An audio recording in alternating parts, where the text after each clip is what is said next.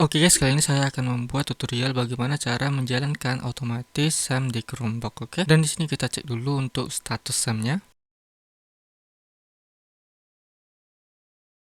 Dan di sini untuk statusnya belum running. Sekarang kita running dulu untuk status SAM-nya.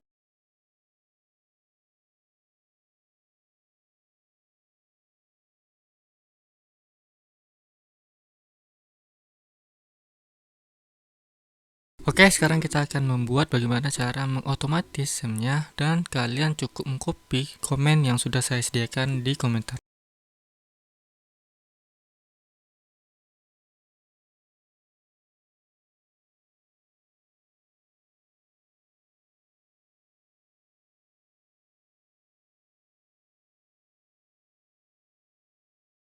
Oke, sampai di sini sudah selesai dan kalian bisa menguji coba untuk merestart Chromebook kalian dan kalian bisa langsung menjalankan SAM-nya tanpa perlu menjalankan perintah running.